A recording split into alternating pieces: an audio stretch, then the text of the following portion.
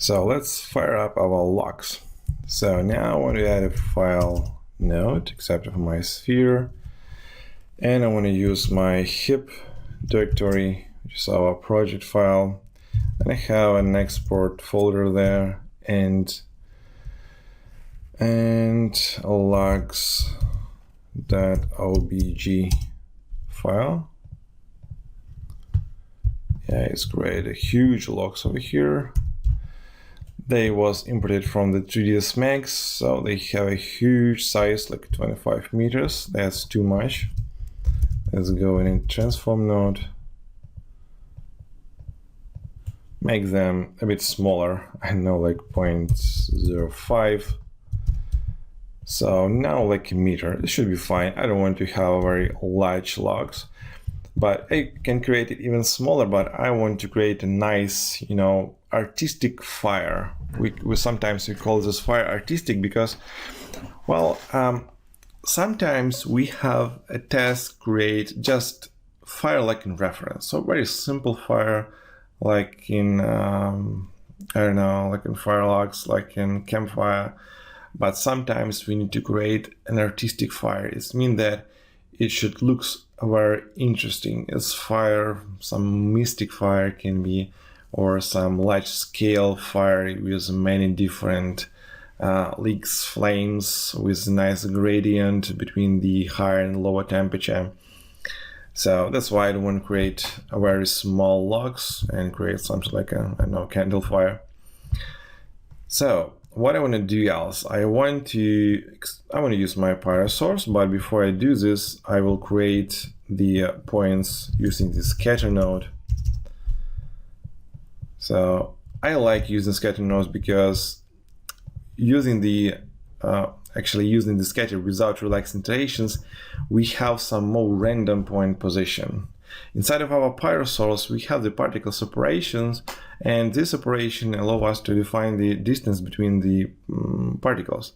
And those particles will cover our surface very with the same distance, okay? No random. But with the scatter, we have some random points, so we have some areas without points or with more density, and maybe increase the amount of points to like 5,000, should be fine. Yeah, looking good. So we already have some noise on the surface without getting into the attribute noise. So now I connect my Pyro source here, delete the sphere, make here. So now Pyro source should use our keep input. All right, I don't want to create points with Pyro source. I will keep my input. So particle separation it doesn't care about, so we can leave it by default as it was. So the same with attribute. Well, I hope it should work fine. Oh, yeah, definitely need to decrease the particle scale to maybe 0.5 or even smaller, maybe even 0.25. Yeah, something like this. All right, so we have a bigger sphere, and this big sphere creates a nice particle size. But now with the smaller logs, I want to decrease the particle scale to 0.25 in our case. And yeah, fill out. So now let's see what do we have using this setup with the new fires. And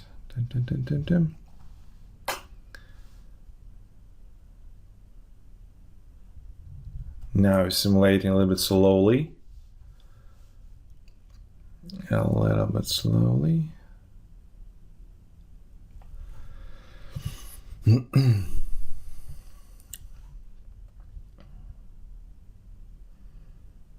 Well, fire is looking good as for me, as this is without any shading, so it's just a simple gradient from our smoke object. Yeah, inside of our multi-field we have a gradient from, come on, move about, move down, from a yellow color to white, depending on our color field. So you can see black is very low temperature, very low heat mount, and the brighter area over here but we will play with preview a little bit later on an import. Okay, on the import stage, now what I want to do here, I want to go to my volume source and add the fuel again to 2. So more fuel I want to add here. The temperature I'm gonna leave as it is. The combustion model, well, it's looking pretty good with the smoke. Yeah, and I forget about one thing is we will cover sometimes this effect. So we can advect our fuel with the temperature. So as you saw, our fuel is always stay in position with our source. But in this case, if you want to advect our fuel, now we can see that this fuel will rise up and move with our fire actually. Begin to move. Yeah, slowly begin to move. Sometimes it can be useful if you want to create a very, like a flame, the fire mushroom from a huge explosion. Some part of the fuel, it's not burn out from, and it's begin to rise up with the fire. So sometimes you can create this option to send the fuel which will not be ignited, and you know already how to do this. Yeah, if you go to PyroSolver and set that the burn rate should be 0.99 and fuel efficiency is very low and ignition temperature is very low, then our fuel will burn out all and not too many we're gonna keep to advect. But in our case, we will keep some fuel, and this fuel, as you can see, begin to advect and it rising up. Right, from our fire, I guess this is not an option, but you can have it in your mind that you can use it. Case of simulation 0.12, 2.5. Yeah, the rising speed is pretty fine, so I can leave my advection, buoyancy lift as it is. Yeah, I'm gonna use those settings, and now let's go and import my simulation. Just turn off the fuel, go to multi-field, and use the geometry for importing. So the fire import or fire cache, you can call it as you want. You can use the DOP import fields. Select my fire sim, and we can copy this and add a smoke, anything we have there. What's wrong? Smoke should work. Smoke object. Okay. Well, if you type smoke star, it should work. Anyway, now we gonna have something, but we need to choose which fields I want to import here. Use a pyro, and now you can see that we have our simulation, which is fine. Anything I want to remove the rest, temperature, heat. I don't want to import fuel, I want to import CD. Okay, so we can check here, import our density, because there's no density, but you need to keep in mind that if you have density, if you have a smoke and you want to visualize this, you need to import this channel. So file cache, let's send this simulation into, let's name it fire version 1, and I will change, let's go and zero the null just to have a nice output. It's going to be my fire out. Let's change the voxel size, make it a little bit smaller, like 2 maybe 1, or even a little bit smaller, like 0.75, something like this. We have a 2 million. You can see that there is not too many voxels.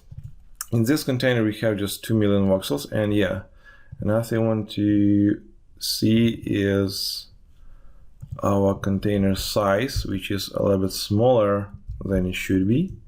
So make like 3, 4, 3, and 2, like here. Yep. Anyway, even with this big container, our gastricized fluid dynamics will always look on our head field, and even we can reduce the density. We don't need a density reference, or we can even add a fuel if you want to. Fuel and heat should work fine.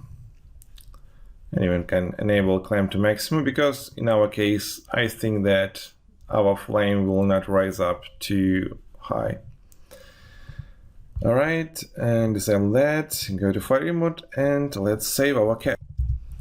To do this, I will go here and delete heap name.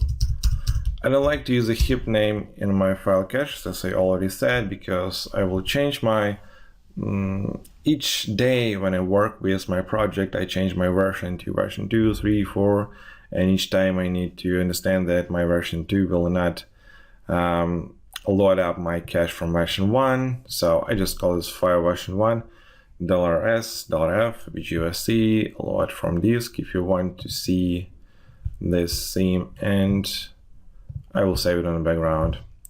We'll vacuum mode. And that's what we have after our simulation is finished. I just changed my $f to $f4 to get more comfortable numbering. I like to use 4 digits in numbering. I don't like to use like 1, then 10, and etc. So now we're gonna have 0001, 0002, and etc. So I prefer this numbering. Okay, so before I want to use a preview or go into rendering, I just want to go to volume visualization, and I want to see my fire dynamic. So again, we can use here density, but there is no density in fact. Okay, so we can find the temperature to send the temperature to the density field if you want to. I can remove this stuff and go to emission. Press 1. Inside of my emission setup, I want to, or maybe even bigger, set a temperature here. So it's very useful to have such, the field number inside of volume visualization, but we don't have such stuff here. We don't have our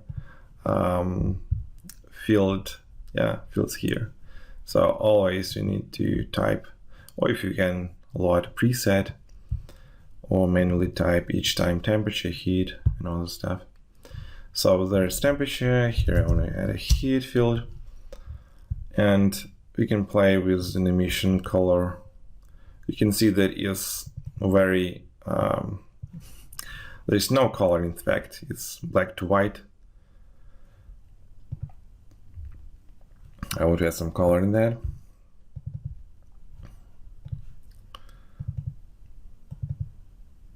Come on.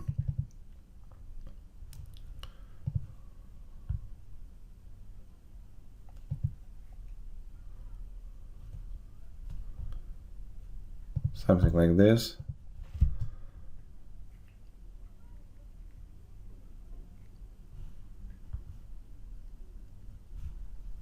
There's my file.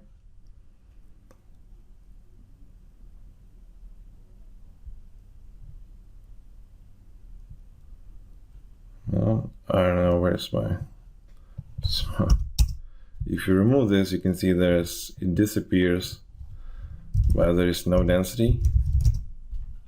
So you can work with heat if you want to. Yeah, you can play with heat here. So, or if you want, we can density scale, just press 0 and it will disable that. And let's play with emission scale. It's looking pretty interesting, but it's very dense as for me. So let's play a little bit with the color ramp. Make here the dark color.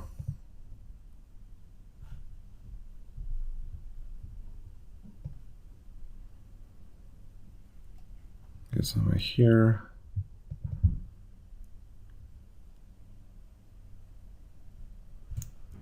Again, make it dark. Take some time to visualize this, so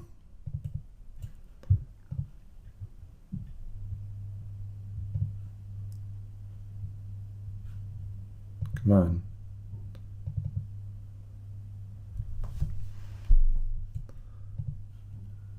Oh, it just creates some points, delete select points.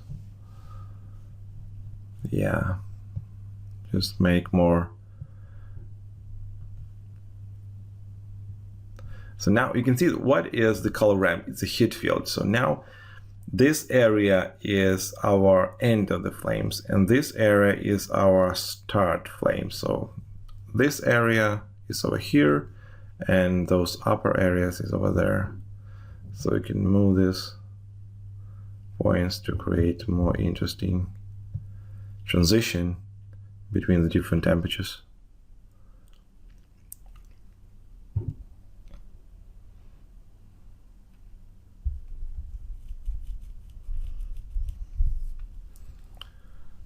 Come on, it's very, very, very low.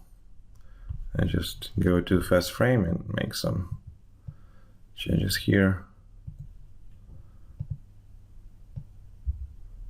Maybe add more contrast. Come on.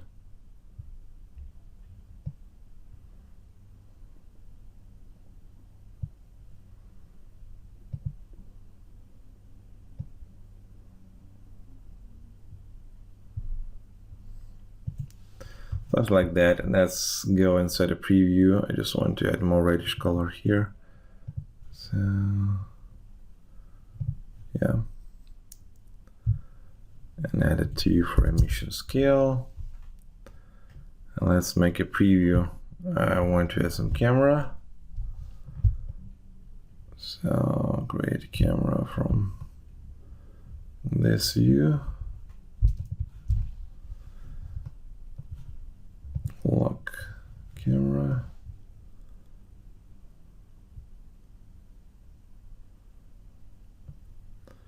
All right, and let's make a preview. Go to flipbook, and yeah, let's start. And that's what we have. I can stop this thing, and already see that it's far looking good. Maybe a little bit bigger than expected, but anyway, we can play with shader, just a preview mode, but even in this preview mode, fire looking pretty good. And I need to keep in mind that this fire you can see on the black background. If you put this render or simulation in a backplate, so you can lose some setting transparent area because they will be not such bright on the unfold channel. So yeah, it's looking good. Just from camera, some useful stuff. But anyway, now what I want to do, I want to add a shader. So go to material palette, and I already create some flames over here, and you can see a setup. So the principal shader is just basic for some geometry, if you have some geometry in your scene, and the flames. So what I did here, well, I disabled intensity scale because I don't have it, and intensity scale by default 2, and I increased the temperature scale to 1 because in default we have a 0.2. I don't like to work with temperature scale here on this stage. If you want to play with temperature, we can go here into the fire intensity field. You can apply something here to fit range or something like that.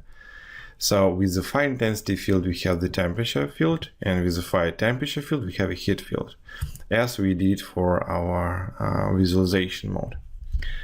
So here with the temperature to color ramp, sometimes you can use like black body shader, and but it's mainly useful for some explosion when we have a transition from the hotter area to coolest, or with the fire from fire to smoke.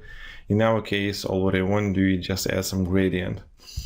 And simple gradient, I just make some dots here and select just this and this area for colorizing.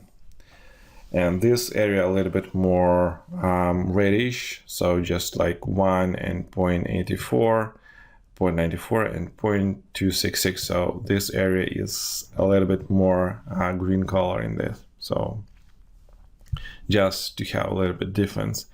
And what is more important here is to make your interpolation linear. By default, we have something like Admiral Rome or something like that. And with this interpolation, like here, you're gonna find some weird areas with black holes.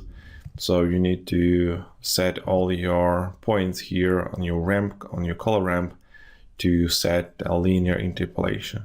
So we don't need to play with density because we don't have a smoke again. The same stuff is light. If we don't have a smoke, we have just a fire. We won't have any kind of shadows inside of my fire, so there's no any light here. All right, so now let's find some interesting angle and interesting frame, and let's go maybe like frame 48. And let's apply our material to this flame. So you can find the flames on your material palette. Here we have our flames. For those who doesn't know where you can find this, an object camera and render. Here's our fire. If you go to setup, we have fire test version 1 mantra, and I just make a few render tests here using from frame 25. But what I want to change there is, the first thing I want to change is go to our rendering, sampling, and increase the volume step rate to maybe 0.5 or even more, because I want to have a nice detail. We can increase the pixel samples, but I'm going to use 3 by default here. And well, physical based rendering, and I want to add some motion blur. If you go to object, render, sampling, there is no velocity blur by default, so choose velocity blur over here, and in output choose a low motion blur. It will take a little bit more time for calculating, but it will create more interesting result, because motion blur is pretty important stuff here for fire. Because you can add this motion blur on the post-processing, on post-production inside of your compositing program, or you can apply the motion blur here. But in compositing program, you can do this by 2 ways, or add like a pixel motion blur, or just motion blur in Nuke or After Effects, whatever you want, or whatever you use. They try to find the direction for each part of the image, or you can render out velocity vectors with rendering AOVs, but they create just linear motion blur on a post-production. And for the fire, it's not very good, because for fire, it has like a disable preview mode. It creates nice curves for the fire, and that's very important. Non-linear motion blur, and non-linear motion blur we can use or create just on the render stage. So now you can see our fire, and we can play a little bit with the contrast and brightness a little bit later. Again, with compositing, can definitely go to our material and play a little bit with the color, or with the temperature scale, with the density scale. But even now, it's fire looking pretty good.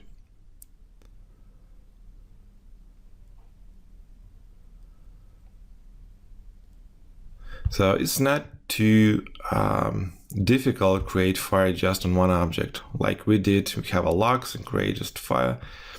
Anyway, in this particular case, maybe I will reduce the flame height even more, so we can go and change this. But what I want to do, I want to show an example how we can create a fire on multiple objects, on some examples. So yeah, you have a nice, and with the differences inside of your color ramp, you can see that we have more orange and more yellow colors here, more to red or more to green, because we have a little bit different colors here on the right and the left side. which is pretty interesting. And you can play with the range, minimum, maximum. You can say that, okay, I don't want to use like a minimum range and set it to 0.2. You can snap it to see the difference. So now I'm not including into render areas which have temperature lower than 0.2. Okay, or heat field lower than 0.2. Play with those areas. Now we can see that we cut all those areas, semi-transparent areas with a smaller temperature. And that's how we can decrease the flame height if you want to.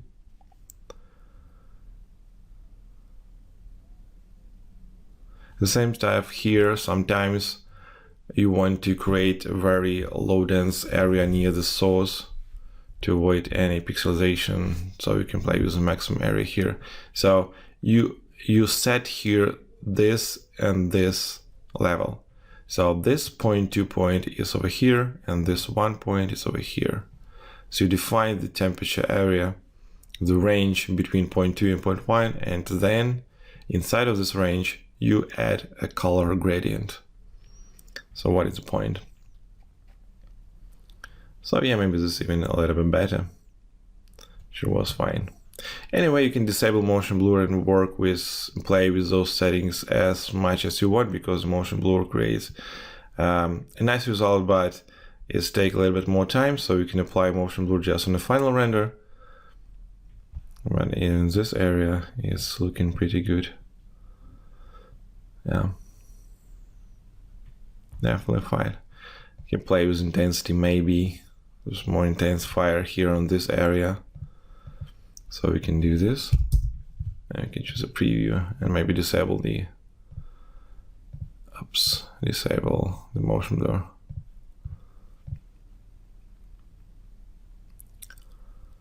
Without a motion blur it works much faster, even without a preview mode. Now you can see all those fires leaking, all those nice gradient. If you want to have more solid fire, you need to reduce those black gaps between colors. But now it's looking pretty good.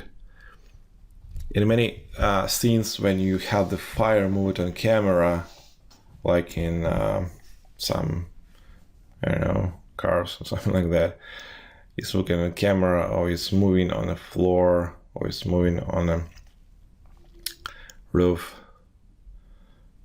you need to have some texture from a fire, not just simple color, but a texture. Maybe it's too much here, but we can play with that again. You can see the difference with motion blur and without motion blur. So we can play with intensity scale and temperature scale. Increase it.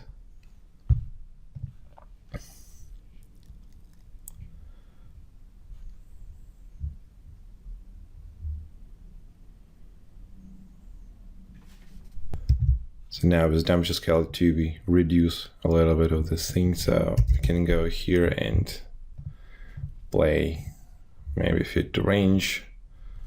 So 0.5 maybe with the source range. So we can increase intensity. So with the fit to range, we can apply all those parameters, all those temperatures. We have 0.5 from 0 to 0.5. Now we'll have a temperature from 0 to 1. So we actually increase the temperature in some areas. And it will cause a little bit more interesting areas. You can see now here we have a more brighter areas near the source. So it should work like maybe 0.35. Anyway, we will render out with the 32 bits float, and even with the very bright areas, we can decrease this brightness on a compositing stage using the simple grading nodes. Play with play with white point, or with the gain. Yeah, this is even more interesting. Now we're playing not just with the gradient, but with the intensity. It's much more interesting.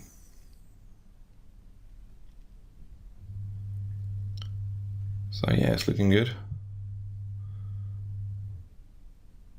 And again, we're looking on a black background. If we apply something on the background, some pictures, some clean planes, backplates, we will lose some transparent areas, and it will look pretty good. So yeah, apply a motion blur and we will render the thing out. You can snap it to see the difference. So with the brightness, you can see a difference with the brightness. Now let's apply the motion blur and we will see how it's looking with this temperature scale. And here what we have. That's a pretty nice file. Right, so now let's go and try to apply the same settings for a few objects in one scene.